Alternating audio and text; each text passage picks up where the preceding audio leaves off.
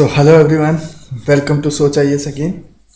सो आज बेसिकली अपन determinants of ethics को पढ़ने वाले हैं। डिटर्मिनेंट्स ऑफ एथिक्स को पढ़ने से पहले आपने शायद पहले की वीडियोस देख ली होंगी जिसमें अपन ने बेसिक से अंडरस्टैंडिंग समझी थी कि what is the ethics and what are the essence of ethics, right. कि उसके एसेंस क्या है, क्वालिटी क्या है जो एथिक्स बनने में मदद करता है, राइट। आज बेसिकली डिटर्मिनेंट्स पढ़ेंगे। डिटर्मिनेंट्स मतलब होता है ऐसी चीजें या ऐसी क्वालिटी क्वांटिटी जिसको अपन बोल सकते हैं which can affect an outcome of something, right. किसी के नेचर को अफेक्ट कर सकती है, किसी के आउटकम को चेंज कर सकती है, उसको अपन डिटर्मिनेंट्स बोलते हैं, राइट। अगर एथिक्स कैलकुलेट होता है, एथिक्स बनता है कहीं पे, राइट। एथिक्स इंटीग्रिटी के साथ डेवलप होता है, मॉरल के साथ, सोसाइटी के साथ डेवलप होता है, बट वो किस वजह से इम्पैक्ट भी कर सकता है उसको, राइट। वो इम्पैक्ट किससे हो सकता है, सॉरी फॉर डैट, यहाँ पे वो किससे इम्पैक्ट हो सकता है उस चीज़ को अपन यहाँ पे पढ़ने वाले हैं। और कैसे उसके जो आउटकम्स हैं इम्पैक्ट होने के बाद जब उसके अंदर इनपुट पड़ रहा है कहीं ना कहीं से, सीजनल सिचुएशनल कैसे हो सकता है, वो सब अपन आगे डिटेल्स में डिस्कस करेंगे। बट जब इम्पैक्ट पड़ रहा है तो उसका आउटकम भी डिफ्रेंशिएट करेगा कहीं ना कहीं, राइट। तो बेसिक से वही डिटर्मिनेंट्स ऑफ एथिक्स को आज अपन पढ़ने वाले हैं यहाँ पे। एथिक्स में अपन ने पढ़ा था it is a branch of philosophy that deals with the questions of moralities, values, principles, human guides, behaviour, इन सब के साथ वो डील करता है एथिक्स, राइट। ये बेसिक से अपन ने पढ़ा था और कैसे सही और गलत में डिफरेंशिएट बताता है ये अपन ने समझा था। यहाँ पे डिटर्मिनेंट्स को जब अपन पढ़ते हैं, डिटर्मिनेंट्स के अंदर सबसे पहली चीज अपन पढ़ रहे हैं आउटकम, राइट। कि आउटकम क्या आ रहा है, कैसे डेवलप हो रहा है आउटकम, उसको लेके पढ़ेंगे। और how individual society perceive act upon moral principle, right. कैसे यहाँ पे जो आउटकम्स है सोसाइटी के अंदर, जो डिफरेंशिएट चेंज निकल के बाहर आ रहा है वो कैसे इम्पैक्ट हो सकता है किसी चीज़ों से, राइट। तो यहाँ पे वेरियस फैक्टर्स पढ़ेंगे किस किस वजह से हो सकते हैं या क्या क्या फैक्टर्स हो सकते हैं जिस वजह से इस पर इम्पैक्ट पड़ रहा हो, क्लियर। तो यहाँ पे अपन शुरू करते हैं। ओके, तो यहाँ पे अपन देखते हैं सबसे पहली चीज़ जो आती है cultural and social norms, right. यहाँ पे सबसे पहली चीज क्या आती है, cultural and social norms. Difference in values, difference in values को अगर अपन समझें तो यहाँ पे सबसे पहली की चीज क्या आती है, we humans live. Difference in values of beliefs, tradition को अपन समझ लेते हैं, एक साथ ही समझने की कोशिश करते हैं, right. Different in values very across different culture society due to difference in their thoughts process. कहीं कल्चर्स और सोसाइटी में हर जगह अपने यहाँ पे थॉट्स प्रोसेस और लिविंग ऑफ स्टैंडर्ड बहुत डिफ्रेंशिएट होते हैं, राइट। फॉर एग्जांपल के तौर पे देखते हैं कि जैनिज्म है, Jain culture has different kind of a living standard as compare with other community like Christianity और मुस्लिम कम्युनिटी और something like that. So basically their basic values change है यहाँ पे, कहीं ना कहीं बिलीव्स चेंज है, ट्रेडिशंस चेंज है, जिस वजह से उनके जो एथिकल कंडीशंस है, एथिकल डायनेमा है, वो भी चेंज हो जाते हैं। अपन यहाँ पे समझते हैं कि फॉर एग्जाम्पल बिलीफ और ट्रेडिशन को समझे, जैनिज्म हैज़ द फैसिलिटी और Jainism has the basic belief, basic core belief to do a tapasya, right. वहाँ पे तपस्या उनका करना बेसिक फंडामेंटली सबसे स्ट्रॉन्ग बिलीफ है, कोर फंडामेंट कोर प्रिंसिपल है उनका कहीं ना कहीं, राइट। बट एज कंपेयर अगर वहीं मुस्लिम कम्युनिटी में आते हैं, they generally eat non veg. Jain धर्म में जब तपस्या करते हैं all, they don't believe in eating non veg and all, अहिंसा परमो धर्म they use to speak, right. But in Muslim community they have the feeling, they have the believes and traditional to have a non veg, right. तो ये basic से believe differentiate हो गए। जब यहाँ पे बिलीव से डिफ्रेंशिएट हो गए तो यहाँ पे जो एथिक्स के फंडामेंट्स है वो भी थोड़ा डिफ्रेंशिएट करेंगे, राइट। जैनिज्म में अगर एथिक्स के फंडामेंट देखें तो अहिंसा परमो धर्म, नॉन वायलेंस एंड वायलेंस को कैसे डिफ्रेंशिएट किया गया उसके ऊपर ज़्यादा फोकस है, राइट। कैसे कि आप नॉन वायलेंस की तरफ आगे बढ़े, नॉन वायलेंस के पाथ की तरफ आगे बढ़े। But in Muslim community if you taking a non veg is okay fine, तो वहाँ पे वो according to the Jainism it's a violence, right. तो ये बेसिक से बिलीफ डिफ्रेंशिएट हो रहे हैं यहाँ पे। तो यहाँ पे बिलीव्स, वैल्यूज और ट्रेडिशंस भी कहीं ना कहीं आपके जो डिटर्मिनेंट्स हैं उनको भी, या आपके जो एथिक्स के आउटकम्स से उनको चेंज करता है, क्लियर। बेसिक से फंडामेंट यहाँ पे आपको क्लियर हो गया होगा। Now coming down to next, behaviour within a particular society. ये थोड़ा थोड़ा बिलीफ और ट्रेडिशन से बिलोंग करता है कहीं ना कहीं, इस चीज़ों को समझिएगा। Believes in traditional particular society, right. यहाँ पे भी सेम जैसे अपन ने फंडामेंट्स पढ़े कैसे बिलीफ और ट्रेडिशनल चेंज होते हैं according to the society. Society means यहाँ पे कम्युनिटी टू कम्युनिटी भी डिफ्रेंशिएट किया जा सकता है अपने को, यहाँ पे इस चीज़ का ध्यान रखिएगा। और वहाँ पे एक्सपेक्टेशंस डिफ्रेंशिएट हो जाते हैं। यहाँ पे अगर मैं इसको पर्टिकुलर सोसाइटी की बात करूँ तो यहाँ पे सोसाइटी मीन्स यहाँ पे किसकी बात हो रही है, एक्सपेक्टेशंस की बात हो रही थोड़ी सी, राइट। कि वहाँ पे जो बिलीफ है, बिलीफ इज टोटली डिफरेंट थी, एक्सपेक्टिंग और something is totally differentiate, right. तो यहाँ पे बेसिकली पर्टिकुलर सोसाइटी की बात हो रही है तो वहाँ पे एक्सपेक्टेशन डिफर कर जाती, जिस वजह से उनके जो एथिकल डिसीजन मेकिंग्स होते हैं, एथिकल डिसीजन आउटकम्स जो होते हैं वो भी कहीं ना कहीं इन्फ्लुएंस हो सकते हैं, राइट। और उनके एक्शंस में भी डिफ्रेंशिएट हो सकता है। इस चीज़ का आप समझिएगा। जैसे अपन ने अभी जैनिज्म मुस्लिम को देखा था, मुस्लिम कम्युनिटी को देखा था कि कैसे उनके जो बेसिक से उनके जो सोसाइटी के जो नॉर्म्स बने हुए हैं, सोशल नॉर्म्स बने हुए हैं, कैसे अपने ही आउटकम को डिफ्रेंशिएट कर रहे हैं, उनके एक्शंस डिफ्रेंशिएट हो रहे हैं यहाँ पे, राइट। एथिकल एक्शंस डिफ्रेंशिएट हो जाते हैं इन टर्म ऑफ एग्जाम्पल के तौर पे वायलेंस, नॉन वायलेंस के तौर पे फूड के फॉर्म में हो गया है, राइट। यहाँ पे नेक्स्ट टर्म आती है अपनी पीयर ग्रुप। पीयर ग्रुप बहुत इंपॉर्टेंट फैक्टर है, ये सोशल नॉर्म्स में काउंट होता है थोड़ा सा। यहाँ पे कैटेगराइज करने में बहुत डिफरेंट वे में डिफरेंट तरीके से कैटेगराइज किया जा सकता है, बट अपन ने यहाँ पे कुछ बेसिक फंडामेंट्स को लेते हुए 3 पार्ट्स में इसको डिवाइड किया है। Cultural and social norms, society को लेके किया हुआ है, पर्सनैलिटी को लेके किया हुआ है, एंड अदर फैक्टर्स के तौर पे किया हुआ है, राइट। बट यहाँ पे अपन इनकी थोड़ी डेप्थ के अंदर बात करेंगे कि सब टॉपिक्स के बारे में बात करेंगे। नो क्लियर है आपको? चलिए ओके, अब देखते हैं अपन peer groups. Peer groups basically क्या होते हैं? पीयर ग्रुप्स मतलब होता है कि अगर कोई भी सिचुएशंस हो रही है, राइट, सिचुएशंस हो रही है मतलब कि एक फ्रेंड को लेके, एक फ्रेंड की वजह से दूसरा फ्रेंड के डिसीजन में कोई इम्पैक्ट पड़ रहा है, तो यहाँ पे पीयर ग्रुप बोल सकते हैं। बट यहाँ पे इंडिविजुअल फ्रेंड को लेके बात नहीं होगी, यहाँ पे बात होगी सोशली मतलब कि अगर 5 जने कोई एक चीज़ कर रहा है तो जिसमें से छठा जना जो है वो भी 5 जनों को देखते हुए उनको फॉलो करने की कोशिश करेगा, राइट। ये पीयर ग्रुप भी हो सकता है, पीयर प्रेशर भी बोल सकते हैं अपन। But peer pressure peer group में क्या डिफरेंस होता है वो अपन समझते हैं थोड़ा सा पहले। पीयर ग्रुप तो वो हो गए जो प्रेशर डाल रहे हैं, राइट, जिनकी वजह से इम्पैक्ट आ सकता है, वो पीयर ग्रुप हो गए। और जो इम्पैक्ट आ रहा है उसको अपन पीयर प्रेशर बोलते हैं। यहाँ पे इस चीज़ को डिफ्रेंशिएट को क्लियर रखिएगा आप। ओके एवरीवन, यहाँ पे बेसिक से एग्जाम्पल के तौर पे देखते हैं, राइट। XYZ 5 फ्रेंड्स हैं जो कहीं ना कहीं ट्रिप पे जाने का प्लान आउट कर रहे हैं कि कहीं दूर गोवा जाने की ट्रिप में प्लान आउट करते हैं।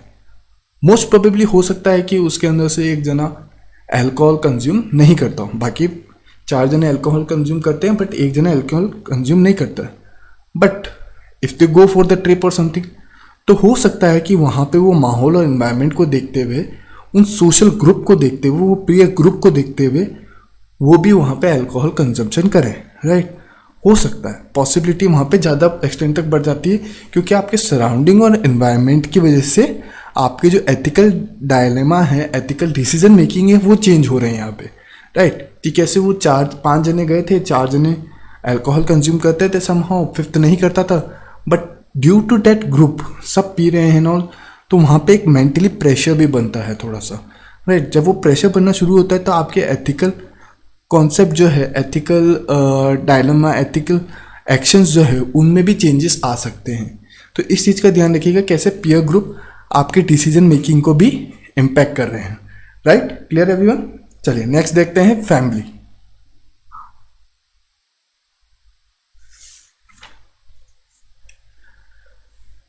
फैमिली की वजह से कैसे इम्पैक्ट पड़ता है? यहाँ पे सोशल नॉर्म्स के अंदर अगर अपन डालें तो फैमिली भी बोल सकते हैं थोड़ा सा।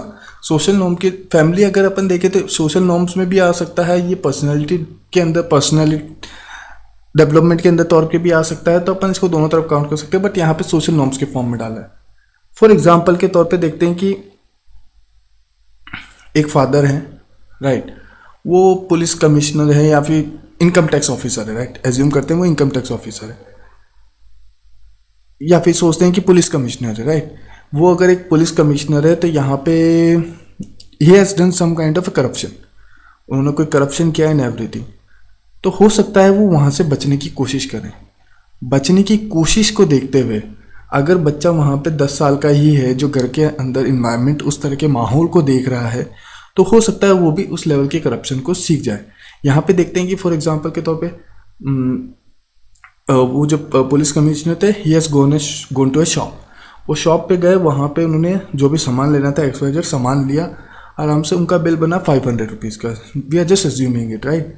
तो जब 500 रुपीज़ का बिल बना तो हो सकता है कि वो अपनी पावर को इस्तेमाल करते हुए वहाँ पे वो बिल ना दे, राइट। ये प्रैक्टिकली पॉसिबल है, this is an example, right. इस चीज़ को आप समझिएगा, वो बिल ना दे, क्लियर, वो बिल नहीं दे रहे हैं यहाँ पे। अब बिल नहीं दे रहे हैं तो बच्चा भी उनको देख रहा है कि यहाँ पे इस तरह की पावर को इस तरीके से यूज़ किया जा सकता है, राइट।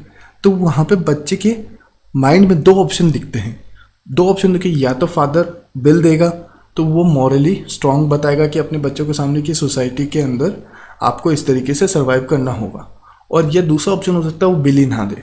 जब वो बिल ही ना देगा तब वहाँ पे वो बच्चा वही सीखेगा जो वहाँ पे फादर उसको सिखाने की कोशिश कर रहा है कि राइट, कि you can use your power to defeat the unethical things in your life, right. Unethical चीज़ों को आप प्रमोट कर सकते हो, कैसे, अपनी पावर का यूज़ करते हैं, तो वो रॉन्ग इम्पैक्ट डाल रहा है। बट बच्चा एज ए फैमिली के तौर पे, बच्चा as a from a family, वो वहाँ पे यही सीखेगा कि कैसे पावर को यूज़ करते हुए आप अनएथिकल चीज़ें भी कर सकते हो। तो यहाँ पे ये जो एथिकल और अनएथिकल की चीज़ें हैं, ये फैमिली के द्वारा ज़्यादा सिखाई जा सकती है, राइट। कैसे वो जब ग्रो हो रहा है, कहीं ना कहीं सीख रहा है चीज़ें, तब फैमिली इंपॉर्टेंट पार्ट रखती है कि कैसे वो कंडीशंस डाइवर्सिफाइड हो जाए, राइट। कैसे वो जब एथिकल और अनएथिकल में डिफ्रेंशिएट सीख रहा है, ऑनेस्टी सीख रहा है, मॉरल वैल्यूज सीख रहा है, तब वहाँ पे फैमिली का रोल इस तरीके से डिफर हो सकता है और वहाँ पे एथिकल्स आउटकम्स को भी चेंज कर सकता है। Clear everyone? तो ये बेसिक से कल्चर और सोशल नॉर्म्स के अंदर डिफ्रेंशिएट थे। ओके, चलिए नेक्स्ट देखते हैं अपन इंडिविजुअल। अब इंडिविजुअली सबसे इंपॉर्टेंट चीज़ हो जाती थी कि यहाँ पे इंडिविजुअली कैसे किसी भी चीज़ पे इम्पैक्ट पड़ सकता है और कैसे इंडिविजुअली चीज़ें चेंज हो सकती है, राइट। इस चीज़ का आप ध्यान रखिएगा। इसका एग्जांपल के तौर पे देखते हैं कि पर्सनैलिटी है कि आप बहुत सही पर्सन है मतलब कि, अच्छा यहाँ पे एग्जांपल के तौर पे personality and individual behaviour. First point क्या है? Personality and individual behaviour. मेरा जो इंडिविजुअली बिहेवियर है वो कैसा हो सकता है, राइट। यहाँ पे मैं देखता हूँ कि इंटीग्रिटी का मतलब थोड़ा समझते हैं। इंटीग्रिटी मतलब वो चीज़ होती है कि जहाँ पे कोई मेरे को नहीं देख रहा है तो भी मैं एथिकल डिसीजन ही लूँगा। एथिकल मतलब कि सोसाइटी के अकॉर्डिंग जो सही रास्ता है उसी को फॉलो करूँगा। जब मेरे को कोई ना देख रहा हो या किसी का प्रेशर ना हो तो भी मैं सिर्फ सही डिसीजन पे ही चलूँगा, राइट। उसका बेसिक सा मीनिंग होता है इंटीग्रिटी का, राइट। तो ये बेसिक सा मीनिंग आपको इंटीग्रिटी का समझ में आया, राइट। अब फॉर एग्जांपल के तौर पे देखते हैं personality and individual behaviour. Individual behaviour कैसे एथिकल चीज़ों को चेंज कर सकता है, वो इंटीग्रिटी से ज़्यादा रिलेटेड है, राइट। यहाँ पे एग्जांपल के तौर पे समझते हैं कि आप कहीं XYZ जगह जा रहे थे, राइट। XYZ जगह जा रहे हैं और रात की 12 बज रखी है। रात की जब 12 बज रही है तब आपको समझ में आता है कि जा रहे हैं तो रोड पूरी खाली है एंड एवरीथिंग, कोई ट्रैफिक नहीं है। But all of a sudden you see a traffic light to be a red, right. Traffic signal जो है वो रेड दिख रहा है और ऑब्वियस सी बात है कि जब अगर रेड दिख रहा है तो आप मूव नहीं कर सकते उस समय, आपको you have to wait for that thing, right. As a condition of a person he has 2 chances है, 2 ऑप्शन उसके पास ओपन होते हैं यहाँ पे। या तो वो डायरेक्टली मूव ऑन कर जाए, राइट, इग्नोरिंग, क्योंकि उसको कोई देख ही नहीं रहा है। एथिकली अगर उसको कोई जज नहीं कर रहा है तो वो हो सकता है कि मूव ऑन कर जाए, अनएथिकल कंडीशन अनएथिकल सिचुएशंस को फॉलो करने लग जाए। या फिर हो सकता है कि वो स्टॉप रहे वहाँ पे, क्योंकि वो खुद अपने आप को देख रहा है, वहाँ पे अपनी सेल्फ इंटीग्रिटी को समझ रहा है, तब जाके वो वहीं पे रुक जाता है और सोसाइटी के अकॉर्डिंग वो एथिकल डिसीजन ले रहा है, राइट। बट वहाँ पे सेल्फ अगर उसकी वैल्यूज़ को देखे, जब कोई उसको देख नहीं रहा है, कोई उसको मोटिवेट नहीं कर रहा है इस चीज़ को लेके, फिर भी वो खुद को ही समझते हुए वो डिसीजन ले रहा है, तो वहाँ पे इंटीग्रिटी वर्क कर रही है, राइट। तो ये बेसिकली पर्सनैलिटी और इंडिविजुअल बिहेवियर इंपॉर्टेंट होता है यहाँ पे, राइट, कि आपका पर्सनली कितना इंटीग्रिटी कितना स्ट्रांग है, आपकी मॉरल वैल्यूज़ कितनी स्ट्रांग है, जिसके बेस पे आप डिसीजन ले रहे हो। तो वहाँ पे आपके एथिकल आउटकम्स भी डिफरेंशिएट हो सकते हैं कहीं ना कहीं। Clear everyone? ये बेसिक सा मतलब था यहाँ पे पर्सनैलिटी एंड इंडिविजुअल बिहेवियर का। अब personal belief including religious, philosophical and moral belief को थोड़ा सा समझते हैं कि कैसे ये चीज़ डिफरेंशिएट कर सकती है, राइट। अब यहाँ पे अगर अपन देखें perceive and interpreted moral situations, यहाँ पे अपन को ये दो टर्म्स को समझना पड़ेगा। यहाँ पे अगर दो टर्म्स को समझे, मतलब कि आप कोई भी सिचुएशन में जब फंसते हैं, फंसने के बाद किस तरीके से डिसीजन ले रहे हैं वो अपन ने समझा, वो आपके इंडिविजुअल बिहेवियर को शो कर रहा है। बट यहाँ पे रिलीजियसली वो कैसे शो कर रहा है, फिलोसॉफिकली कैसे शो कर रहा है, मॉरल बिलीफ क्या निकल के आ रहे हैं, ये चीज़ थोड़ी सी इनमें से डिफ्रेंशिएट हो जाती है। कैसे? क्योंकि ये थोड़ा सा सोशल नॉर्म्स को बिलोंग करने लग गया कि यहाँ पे आपकी वजह से हो सकता है कि दूसरी चीज़ों को भी इम्पैक्ट पड़े, जिसको अपन एपिसोडिक इवेंट्स भी बोलते हैं, राइट। इसको अपन दोनों को एक ही मान सकते हैं, दोनों चीज़ों को एक ही मान सकते हैं, इसलिए मैं प्लस लगा रहा हूँ यहाँ पे, राइट। कि कैसे एपिसोडिक इवेंट क्या होता है, इस चीज़ को अपन समझते हैं। एक चीज होने से किसी और दूसरी चीज पे कोई इम्पैक्ट पड़े तो उसको अपन एपिसोडिक इवेंट कहते हैं। इस चीज को समझिएगा, मतलब कि एक जने की लाइफ में अगर कुछ चीज़ें हो रही है, कुछ सिचुएशन बन रही है, कुछ कॉन्सिक्वेंसेस बन रहे हैं, तो उन कॉन्सिक्वेंसेस की वजह से दूसरे कॉन्सिक्वेंसेस पे इम्पैक्ट पड़े तो उसको अपन एपिसोडिक इवेंट्स कहते हैं, राइट। Clear everyone? एग्जाम्पल के तौर पे समझते हैं। आपने एक स्टोरी सुनी होगी, राइट। स्टोरी के अंदर क्या है कि स्टोरी सुनी होगी लाइक कि उंगलीमाल सुना होगा, उंगलीमाला सॉरी। वो क्या करता था कि वो हर पर्सन को मार देता था और उसका टारगेट था कि 101 लोगों की मैं डेथ करके उनकी उंगलियां जो है वो गले में फूल की तरह पहनूंगा, right. But somehow all of a sudden जब वो गौतम बुद्धा के पास गए और उन्होंने वो अपनी विश जारी करी, तो somehow by convincing, by taking off that some impact from the Gautam Buddha, he neglected that thing, right. कि उन्होंने वो चीज़ छोड़ दी। उनके बीच में डिस्कशंस हुए, वार्तालाप हुए एंड ऑल एवरीथिंग। जब उन्होंने गौतम बुद्धा ने उनको समझाया कि उनका लाइफ की मीनिंग क्या है एंड एवरीथिंग, तो उन्होंने वो चीज़ को, वो जो जिद है वो सब छोड़ दिया और पीस को एडमायर करने लग गए, राइट। कि उन्होंने जो उंगली, जो अपनी वचन ले रखे थे या जो भी XYZ चीज़ें थी उनको छोड़ दिया। तो यहाँ पे गौतम बुद्धा की जो टीचिंग्स थी उस वजह से उंगली माला के लाइफ में इम्पैक्ट पड़ा, तो उसको बोलते हैं एपिसोडिक इवेंट। तो यहाँ पे एथिकली उसकी जो लाइफ में चेंजेस है वो भी बहुत इंपॉर्टेंट हो गए कहीं ना कहीं, राइट। कि कैसे वो पहले कैसा था, पहले वो किसको एथिक्स समझता था, कि किसको वो सही समझता था, right. But according to the teaching, किसी और के टीचिंग्स की वजह से, किसी और के कॉन्सिक्वेंसेस की वजह से उसकी लाइफ में भी वो इम्पैक्ट पड़ा, तो वो बेसिकली एपिसोडिक इवेंट कहलाया। Clear everyone? तो ये बेसिक सा मीनिंग होता है एपिसोडिक इवेंट का, जो इंडिविजुअली किसी की लाइफ में चेंज ला सकता है, राइट।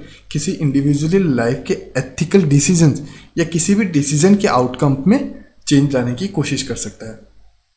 अब देखते हैं एजुकेशनल एंड चाइल्डहुड ब्रिंगिंग, दोनों एक ही चीज़ है ऑलमोस्ट, आप काउंट कर सकते हो दोनों एक ही चीज़। थोड़ा सा बेसिक सा डिफ्रेंशिएट हो सकता है कि राइट, एजुकेशन मतलब कि आप उसको कैसे सिखा रहे हैं, राइट। यहाँ पे उसकी लर्निंग कैसी है वो चीज़ हमेशा बहुत ज़रूरी है। अगर उसकी लर्निंग सही है बचपन से तो वो सही से ग्रो होगा। अगर उसकी लर्निंग सही नहीं होती है तो वो कहीं ना कहीं चीज़ें बिगाड़ भी सकता है इन फ्यूचर, राइट। जैसे अपन अभी फैमिली के अंदर एग्जांपल के तौर पे सुना था कि कैसे वो फादर से चीज़ें सीखता है जब, और कैसे वो उन फादर की जो चीज़ें सिखाई गई हैं उनके थ्रू अपने डिसीजन मेकिंग करता है, राइट।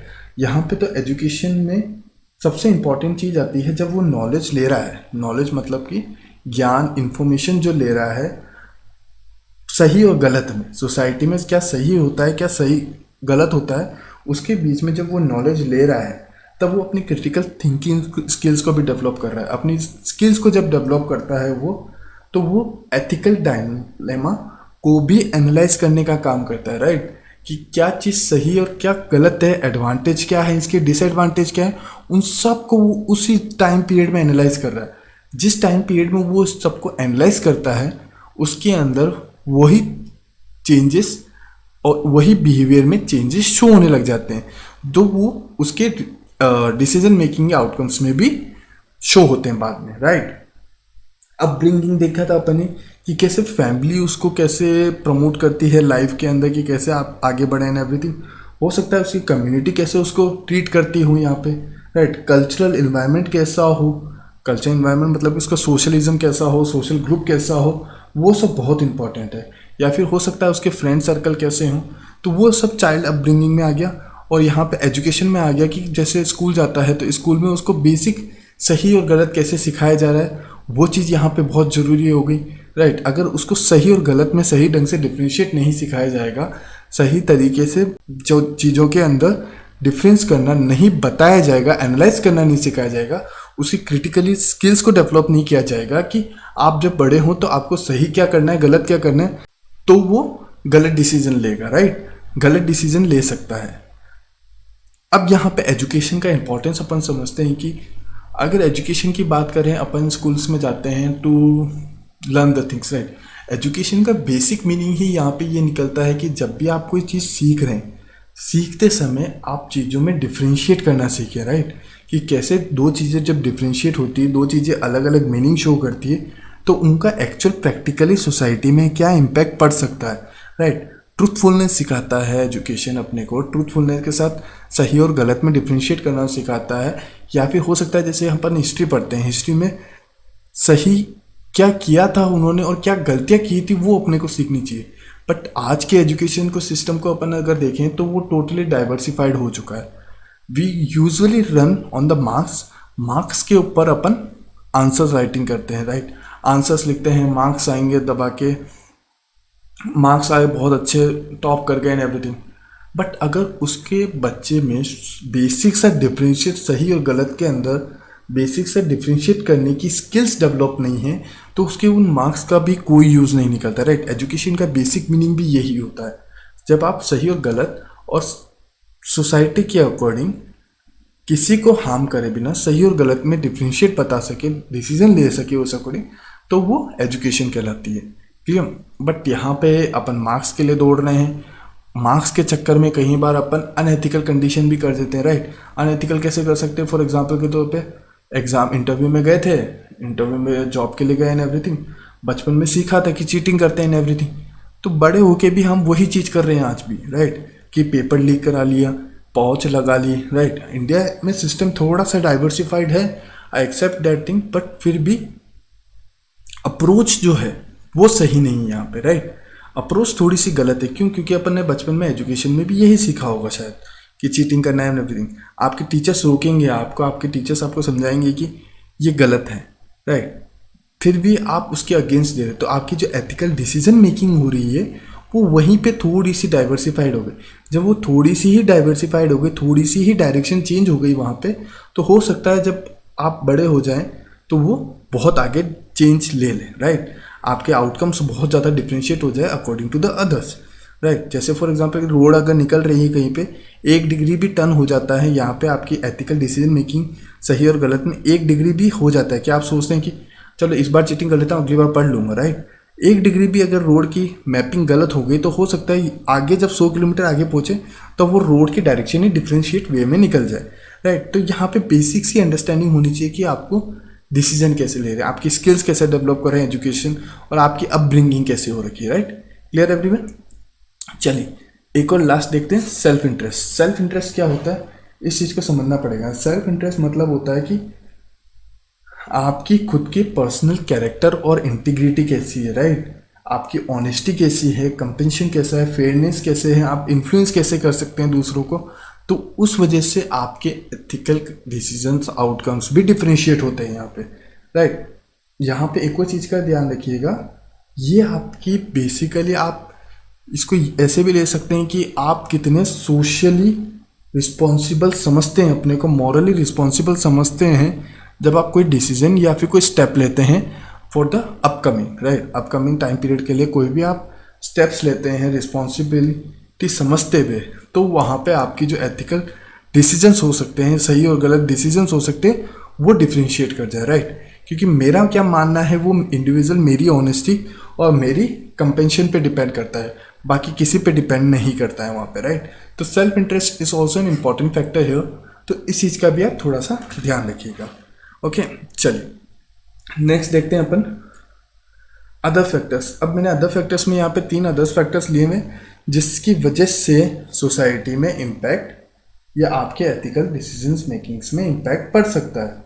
ओके भैया, चलिए पहला क्या आता है यहाँ पे, सिचुएशनल। सिचुएशंस कैसे इम्पैक्ट करती है, सिचुएशन टू सिचुएशंस कैसे आपके जो डिसीजन मेकिंग से वो डिफ्रेंशिएट हो सकते हैं, राइट। यहाँ पे अपन एग्जांपल देखते हैं कि कैसे सिचुएशनली आपके डिसीजन चेंज हो सकते हैं, राइट। फॉर एग्जांपल के तौर पे आपको इमरजेंसी है, राइट, और हॉस्पिटल पहुँचना है, anyhow to take a medicine लेते हुए कहीं हॉस्पिटल पहुँचना है for sake of an emergency, right. हो सकता है कि जब आप निकल रहे हो, आप एम्बुलेंस में नहीं, आप बाइक पे, राइट। नॉर्मल सी चीज़ है, आप बाइक पे हैं, आप मेडिसिन लेके जा रहे हैं, बहुत इंपॉर्टेंट मेडिसिन है जिसकी वजह से किसी लाइफ पे इम्पैक्ट पड़ सकता है। जब आप जा रहे हैं, जाते समय आप हैं एथिकल, आप हैं इंटीग्रेटेड पर्सन की, आपको पता है ट्रैफिक लाइट पे रुकना है एंड एवरीथिंग, और आप रुकते भी हैं, राइट। पहले की जैसे अपन एग्जांपल देखा था, सिग्नल दिखा था, आप अंधेरे में भी लेट नाइट जब जा रहे थे, कोई देख नहीं रहा था, तो भी आप वहाँ पे रुके टू अंडरस्टैंड कि ये सही है, right. But all of a sudden you realize कि अगर मैं यहाँ पे रुक गया और 1 मिनट भी अगर मैं लेट हो जाता हूँ, देयर इज ए पॉसिबिलिटी कि सामने वाले पर्सन की डेथ हो जाए, राइट। तो ऐसे सिचुएशंस में आप हो सकता है अपने डिसीजन आउटकम्स चेंज कर सकते हैं। आप क्या करेंगे, ट्रैफिक सिग्नल को तोड़ते हुए आगे बढ़ जाएंगे, राइट। तो ये बेसिक से डिफ्रेंशिएट होती है कि कैसे सिचुएशंस आपके अकॉर्डिंग आप सिचुएशंस के अकॉर्डिंग अपने डिसीजंस भी चेंज कर सकते हैं, राइट। किसी के लिए हो सकता है ट्रैफिक लाइट तोड़ना एक एज ए फन हो, बट आपके लिए एज ए सिचुएशनली डिमांड थी उस समय सिचुएशन की कि आपको ये करना पड़ेगा, राइट। तो सिचुएशंस के अकॉर्डिंग भी अपने एथिक्स में चेंजेस आ सकते हैं, इस चीज़ का भी आप ध्यान रखिएगा। ओके, नेक्स्ट देखते हैं अपन organisational cultural and policies, right. Organisational cultural policies में क्या होता है उस चीज़ को समझते हैं अपन। यहाँ पे जो पॉलिसीज़ हैं, मतलब जो गाइडलाइंस आती हैं वो किस तरीके से वर्क करती है। फॉर एग्जांपल के तौर पे आप किसी ऑर्गेनाइजेशन में वर्क कर रहे हैं, XYZ ऑर्गेनाइजेशन के अंदर आपको कोई पॉलिसीज़ दी है कि आपको छोड़ने से पहले इतना टाइम पीरियड का ही आपको नोटिस देना होगा एंड एवरीथिंग। तो यहाँ पे आपके जो वर्किंग डिसीजंस हो सकते हैं वो भी चेंज हो सकते हैं, राइट। या आपके ज्वाइनिंग डिसीजंस हो सकते हैं वो भी चेंज हो सकते हैं। किसी आप ऑर्गेनाइजेशन में गए, ऑर्गेनाइजेशन में बोला कि हम संडे को भी वर्क कराते हैं, तो हो सकता है वहाँ पे आप उस चीज़ को समझते हुए ज्वाइन ना करें। एथिकली आपको सही लगा ज्वाइन करने का, बट ऑर्गेनाइजेशन कल्चर पॉलिसीज़ को देखते हुए आपने उसमें लेफ्ट आउट कर दिया। तो ये बेसिक सा भी यहाँ पे हो सकता है। यहाँ पे टॉक्सिक इन टॉक्सिक का थोड़ा सा अपन यूज़ कर सकते हैं वर्ड्स का, कि कैसे वो ऑर्गेनाइजेशन में कल्चरल जो पॉलिसीज़ होती है वो नेगेटिवली इम्पैक्ट एम्प्लॉयज़ को डाल सकती है, राइट। जो एनवायरनमेंट हो वहाँ पे जो अनएथिकल कल्चर डेवलप हो रहे हैं आज के समय में थोड़े बहुत, राइट, कैसे वो एम्प्लॉयज़ के ऊपर नेगेटिव इम्पैक्ट डाल रही है। तो इस चीज़ की वजह से भी अपने एथिकल डिसीजंस में चेंजेस या एथिकल डिसीजन मेकिंग में भी, एथिकल आउटकम्स में भी चेंजेस डिसीजन ले सकते हैं अपन, राइट। जो डिसीजन लेना होता है वो ना ले पाए अपन, क्योंकि आजकल के समय में कॉर्पोरेट का कहीं ना कहीं जो माहौल है वो ज़्यादा इनटॉक्सिक हो गया as compare to toxicity, right. Last अपन देखते हैं legal and regulatory framework, right. Legal and regulatory framework में अपन देख सकते हैं कि लॉज की तरफ से रूल्स एंड रेगुलेशन क्या बनाए। लॉज की तरफ से मतलब कि कॉन्स्टिट्यूशन ऑफ इंडिया के तौर पे अगर अपन देखें तो कई सारे सेट्स ऑफ गाइडलाइंस हैं जो इंडिविजुअली ऑर्गेनाइजेशंस को भी दिए जा सकते हैं, इंडिविजुअली आपको भी दिए गए, ताकि आपकी जो डिसीजन लेवल मेकिंग है वो चेंज ना हो या वो सबके लिए कॉमन और पॉजिटिव ही आउटकम दे। तो इस तरह की भी पॉलिसीज और लॉ बने हुए हैं सोसाइटी में, राइट। यहाँ पे आप हो सकता है, आई कैन से, हो सकता है कि आप जब कोई डिसीजन ले रहे हैं, डिसीजन लेते समय आप लीगल रिक्वायरमेंट्स के अगेंस्ट भी जा सकते हैं, राइट। लीगल्स की अपन ने लास्ट टाइम देखा था कि civil disobedience movement, right. Civil disobedience movement में था कि आप ब्रिटिशर्स के अगेंस्ट मतलब कि अपने ब्रिटिशर्स के अगेंस्ट कभी भी आंदोलन एंड एवरीथिंग नहीं कर सकते somehow this can, but still you go against that thing, right. तो यहाँ पे एथिकली आप कैसे लॉस को भी डिफर कर सकते हैं या लॉस के और लीगल रूल्स एंड रेगुलेशन के अकॉर्डिंग भी आप एथिकल डिसीजन, एथिकल आउटकम्स लेते हैं, तो उस पर भी ये सारी की सारी चीज़ें डिपेंड करती है, राइट। ये कैसे ये सब पॉइंट्स जो हैं, ये पॉइंट्स आपके डिसीजन मेकिंग या एथिकल डिसीजन मेकिंग पे इम्पैक्ट डाल सकते हैं, right. So at the end conclusion के तौर पे देखें तो अपन बहुत सारे डिटर्मिनेंट्स पढ़े, वेरियस डिटर्मिनेंट्स पढ़े, पीयर प्रेशर पढ़े, कल्चरल सोशल नॉर्म्स पढ़े, पर्सनल वैल्यूज़ पढ़ी, एजुकेशन पढ़ी, या फिर integrated organization culture policies, consequence situational factors पढ़े। ये सब के सब आपके एथिकल डिसीजन मेकिंग में बहुत इंपॉर्टेंट रोल रखते हैं कहीं ना कहीं, राइट। और understanding this determinants can help individually or organizationally navigate ethical challenges and make responsible and morally sound decision, right। morally sound decision in the sense कि आप जब decision लेते हैं तो वो morally बहुत strong हो सकते हैं, मतलब ethically और responsibility के साथ आप बहुत strong decision लेने में भी capable हो सकते हैं। तो ये बेसिक से अपने डिटर्मिनेंट से कुछ पॉइंट्स थे जिनको समझना बहुत ज़रूरी था कि कैसे आपकी जो डिसीजन मेकिंग कंडीशन होती है वो डिसीजन मेकिंग आउटकम्स जो होते हैं वो डिफर कर सकते हैं, right. Hopefully this lecture helps you out in understanding the determinants of ethics, right. तो इसी के साथ अपन मिलते हैं नेक्स्ट वीडियो के अंदर। नेक्स्ट में अपन कॉन्सिक्वेंसेस के ऊपर थोड़ा डिस्कस करेंगे कि कैसे consequences of ethics in human action work करते हैं, कि ह्यूमन एक्शन में कॉन्सिक्वेंसेस कैसे एथिकल डिफ्रेंशिएट कर सकते हैं चीज़ों को लेके, राइट। तो मिलते हैं आपसे नेक्स्ट वीडियो के अंदर। Till that time, thank you everyone, bye bye, take care।